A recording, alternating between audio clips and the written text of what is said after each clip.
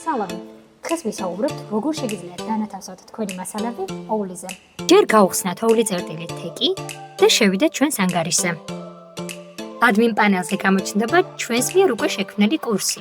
კურსის ქართზე დაწყაპონებით გავხსნით მას. დასახელების ზედა მარჯვენა კუთხეში გავინახავთ Hilux მასალები. მასზე დაჭერით გაიხსნება ახალი ფანჯარა. მასალების უკეთ დასაორგანიზებლად ჩვენ გვჭირდება კურსის თემებად დაყოფა. ამ ლურჯ ველზე დაწყაპონებით გაიხსნება ახალი ველი, სადაც თქვენ შეიყვანთ თემის დასახელებას. შემდეგ დააჭირეთ Hilux შეინახეთ.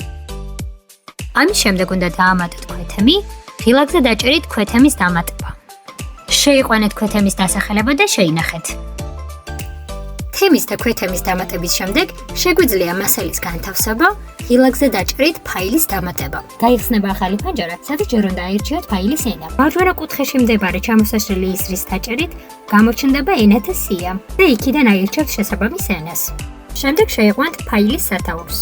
ბოლო უჯრეში შეიყვანთ სასწავლო მასალის ვებ მისამართს, ანუ მის ლინკს. გაითვალისწინეთ, რომ ამ ეტაპზე სასწავლო მასალის დამატება შეგიძლიათ მხოლოდ ვებ ლინკის მეშვეობით. შეინახეთ თქვენ მიერ მოწოდებული ინფორმაცია, მასალა დაიმატა პლატფორმაზე. მულზე გადასვლით, თქვენს მოსწავლეს შეეძლება მასალის გაცნობა.